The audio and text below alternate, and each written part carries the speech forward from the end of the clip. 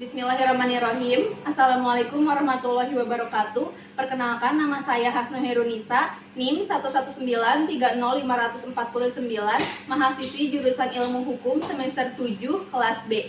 Tujuan dibuatnya video ini adalah untuk memenuhi ujian tengah semester mata kuliah praktik perancangan perundang-undangan yang diampu oleh Pak Bubun Bunyamin SHMH. Untuk audiensnya sendiri, di sini saya ada keluarga saya, lalu ada tetangga saya, mulai dari siswa SMA, siswa SD, dan juga ada mahasiswi. Materinya sendiri ini ada mulai dari peraturan pembentukan perundang-undangan, landasan peraturan perundang-undangan, lalu ada proses dan mekanisme pembentukan perundang-undangan, proses penyusunan undang-undang dari pemerintah, proses penyusunan undang-undang dari DPR dan DPD, dan yang terakhir ada kerangka atau sistematika dari perundang-undangan itu sendiri. Untuk yang pertama terkait dengan peraturan pembentukan perundang-undangan, menurut pasal 1 Angka 2 Undang-Undang Nomor 12 Tahun 2011 tentang pembentukan perundang-undangan, pembentukan perundang-undangan adalah peraturan tertulis yang berisi norma hukum yang mengikat secara umum yang dibentuk atau ditetapkan oleh lembaga negara atau pejabat yang berwenang dan melalui prosedur yang telah ditetapkan dalam peraturan perundang-undangan. Lalu dalam tata urutan negara Indonesia terdapat 7 hierarki tata urutan peraturan perundang-undangan 7 ayat 1 Undang-Undang Nomor 12 Tahun 2011. Mulai dari UUD 45, ada TAP MPR, lalu yang ketiga undang-undang atau peraturan pemerintah pengganti undang-undang, yang keempat ada peraturan pemerintah atau PP, yang kelima ada peraturan presiden atau Perpres, yang keenam ada Perda, peraturan daerah dari provinsi, dan yang terakhir ada Perda kabupaten atau kota. Terdapat unsur-unsurnya yang terdiri dari 5. Yang pertama itu adalah peraturan tertulis, karena Indonesia sendiri merupakan negara yang menganut sistem hukum sipil law. Yang kedua ada norma hukum, yang ketiga mengikat secara umum, yang keempat dibentuk dan ditetapkan oleh lembaga negara yang berwenang atau pejabat negara yang berwenang, dan yang terakhir itu melalui prosedur yang telah ditetapkan dalam peraturan perundang-undangan.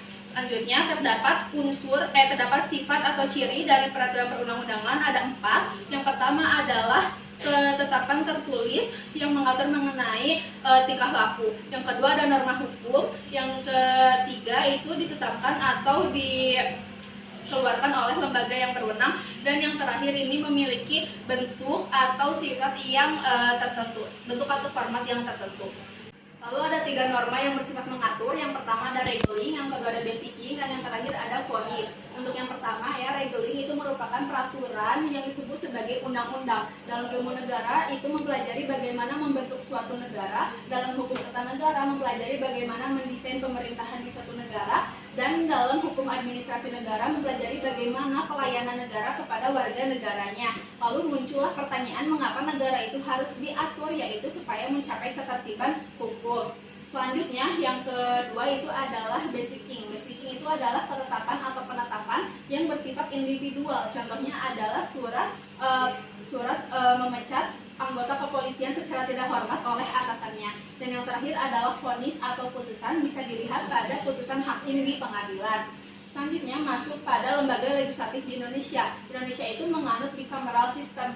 Lembaga legislatif di Indonesia ada 2, yaitu DPR dan DPD, meskipun keduanya ini tidak memiliki wewenang yang sama, karena DPD ini terbatas wewenangnya. DPD tidak bisa membuat atau menetapkan suatu undang-undang, hanya bisa mengusulkan ataupun membahas undang-undang. Selanjutnya, untuk mengenai anggota dari DPR, DPD, dan MPR itu sendiri, yang pertama anggota DPD itu dalam satu provinsi terdiri dari 4 orang, sehingga se-Indonesia anggota DPD itu ada 135 orang. Itu sendiri ada 560 orang, sedangkan anggota MPR itu terdiri dari anggota DPR dan DPD, sehingga totalnya ada 650 orang. Karena anggota MPR itu merupakan anggota dari DPR dan DPD yang dipilih secara umum oleh masyarakat dan diresmikan berdasarkan keputusan dari presiden. Selanjutnya ini masuk pada landasan pembentukan peraturan perundang-undangan. Yang pertama adalah amandemen UUD 45. Landasannya adalah pasal 3 dan pasal 27 UUD 45, di mana pembukaan UUD 45 ini tidak bisa diubah karena bersifat rigid. Sedangkan untuk pasal-pasalnya itu bisa diubah. Yang kedua itu ada landasan undang-undang. Landasannya itu adalah pasal 5 ayat 1, pasal 20, pasal 21 dan pasal 22 UUD 45 terkait dengan pembentukan, perubahan dan penggantian undang-undang. Selanjutnya ada Perpu. Landasannya itu adalah pasal 5 ayat 2 UUD 45 di mana presiden diberikan wewenang untuk membentuk Perpu dalam keadaan yang memaksa. Nah, bupati juga memiliki hak untuk membentuk suatu aturan dalam keadaan memaksa yang disebut sebagai diskresi. Contohnya adalah ketika APBD suatu daerah tidak mencantumkan mengenai anggaran penanggulangan bencana alam, kemudian terjadilah bencana alam di suatu daerah tersebut, maka bupati menggunakan hak diskresinya dapat membuat aturan baru mengenai anggaran penanggulangan bencana alam tersebut. Sehingga Perpu itu merupakan hak diskresi yang diberikan kepada presiden. Selanjutnya yaitu mengenai proses dan mekanisme pembentukan perundang-undangan. Yang menjalankan undang-undang adalah lembaga eksekutif. Untuk prolegnas yaitu program legislasi nasional itu 5 tahun dan setiap tahunnya itu ada yang mengawasi setiap tahun sekali. Dan untuk balegnas yaitu Badan Legislatif Nasional itu merupakan alat kelengkapan dari DPR yang membahas mengenai program kerja dari DPR. Karena Indonesia ini menganut bicameral system, ini ditujukan agar DPR itu dapat diimbangi oleh DPR. Namun kenyataannya DPD ini tidak bisa menetapkan undang-undang, hanya dapat mengusulkan dan membahas mengenai undang-undang. Selanjutnya yaitu mengenai dasar dari RUU menurut pasal 1 angka 9 Undang-Undang Nomor 12 Tahun 2011. Yang pertama itu dasarnya adalah karena adanya perintah dari UUD 45, yang kedua perintah dari ketetapan MPR, yang ketiga perintah dari perundang-undangan lainnya, lalu sistem perencanaan pembangunan nasional jangka panjang nasional dan menengah, lalu ada kepentingan dari pemerintah yang mulai dari MPR, mulai dari Kemenkumham ataupun DPR seperti program PKH untuk membantu siswa-siswa di SD, SMP, SMA dan program BKKBN yaitu program KB. Konsep RUU itu ada 3. Yang pertama adalah latar belakang yang ingin diwujudkan, yang kedua sistematika dan perwujudannya, dan yang terakhir adalah jangkauan dan arah pengaturannya itu mau dibawa kemana. Selanjutnya ini masuk kepada lingkup pemerintahan yang lebih kecil yaitu antara desa dan kelurahan. Desa ini bukan ASN, sedangkan kalau kelurahan itu adalah ASN. Desa itu kepala desanya dipilih oleh masyarakat, sedangkan kalau lurah itu dipilih oleh bupati. Di desa itu bisa membuat undang-undang, sedangkan kalau di lurah itu tidak bisa membuat undang-undang. Antara desa dan kelurahan itu lebih luas desa karena desa bisa membuat undang-undang tadi, dan desa itu ada undang-undangnya tersendiri yaitu Undang-Undang Nomor 6 Tahun 2014. Selanjutnya adalah proses penyiapan undang-undang dari pemerintah.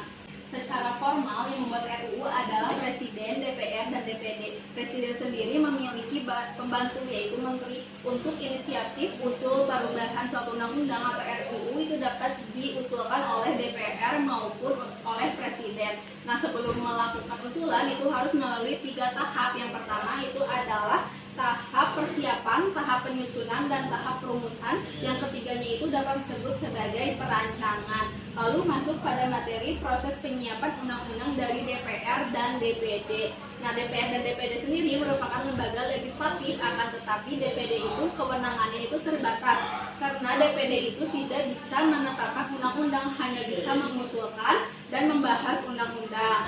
Nah, untuk wewenang yang dapat diajukan oleh DPD membahas mengenai RUU itu hanya terbatas pada otonomi daerah, hubungan antara pusat dan daerah, pemekaran, pembentukan, dan penggabungan daerah, pengelolaan sumber daya alam dan sumber daya ekonomi, dan yang terakhir adalah perimbangan keuangan pusat dan daerah. Selanjutnya adalah fungsi dari DPR dan DPD, itu ada 3. Untuk fungsi DPR yaitu mulai dari legislasi, budgeting, contohnya seperti APBN Ibu Kota Baru, dan pengawasan. Sedangkan untuk DPD itu ada legislasi, ada pengawasan, dan ada pertimbangan. Jadi dalam DPD itu tidak ada fungsi budgeting. Selanjutnya adalah yang terakhir sistematika atau kerangka peraturan perundang-undangan. Yang pertama itu adalah judul dari undang-undang itu sendiri yang harus ditulis secara kapital dan di tengah-tengah, tidak usah menggunakan titik, serta menggunakan bahasa Indonesia.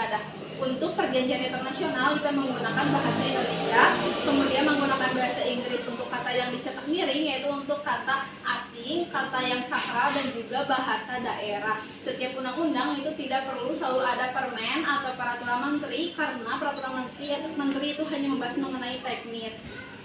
Yang kedua itu adalah konsideran, yaitu mukadimah atau pembukaan, mengingat, menimbang, menetapkan dengan rahmat Tuhan yang Maha Esa. Yang ketiga adalah batang tubuh, yaitu yang berisi mengenai isi muatan suatu undang-undang, berisi bab, pasal, dan ayat.